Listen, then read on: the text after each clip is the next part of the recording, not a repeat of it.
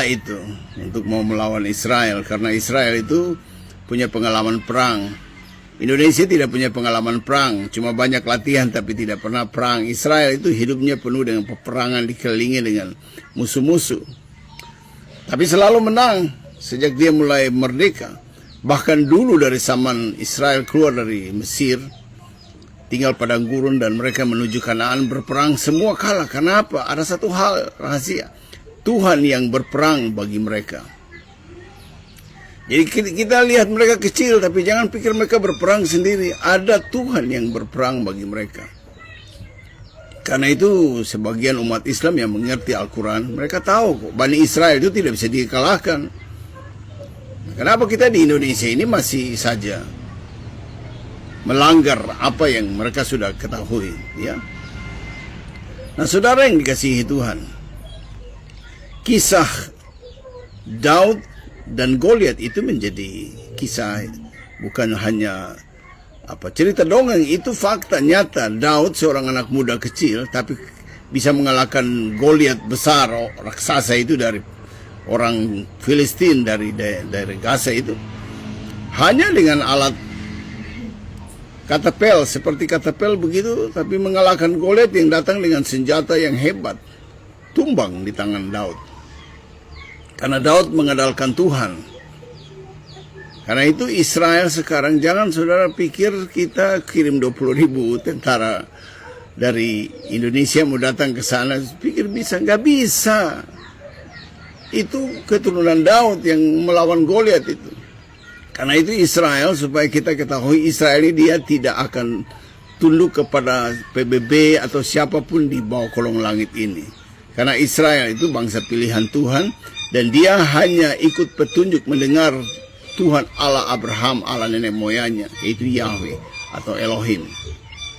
Itu yang mereka akan dengar sama dia. Mereka tidak akan dengar apapun Amerika, apapun di bawah negara yang kuat. Mereka tidak akan tunduk, karena mereka ada di bawah tangan yang kuat, yaitu Tuhan sendiri. Nah, kita di Indonesia ini sekarang terbongkar banyak sekali sejarah-sejarah gelap yang ditutupi, yang sekarang dibuka semua, ya. Karena itu mendingan kita berhenti urusan luar negeri, tapi kita urus dalam negeri.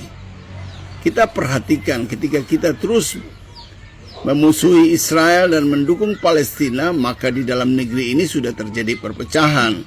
Karena semua orang Kristen ada di Indonesia ini, mulai dari Medan, Nias, ya, Kalimantan, Sulawesi, NTT, Maluku, Papua, semua itu akan berdiri membela Israel. Ya, dan negara ini akan hidup di bawah kutub. Nah, karena itu saya ingatkan saja supaya Indonesia berhati-hati mencampur urusan Israel. Karena negara-negara Kristen seperti Prancis, Jerman, Kanada, Inggris, Amerika, mereka ini akan mempercepat proses untuk Papua pisah dari NKRI, karena mereka mendukung Papua, karena Papua berdiri untuk Israel. Karena itu saya sayang sekali kalau kita ini, bangsa ini, tidak mengerti sejarah dengan baik, dan kita terseret ikut untuk mengetuk hal-hal yang kita tidak tahu asal-usulnya. Orang-orang Palestina itu baru sekitar 400 tahun yang lalu datang tinggal di situ dari berbagai bangsa. Itu adalah ampas-ampas orang-orang terbuang dari bangsa lain yang datang diam di Palestina. Mereka bukan penduduk asli di situ. Penduduk di situ dulu waktu Israel datang itu adalah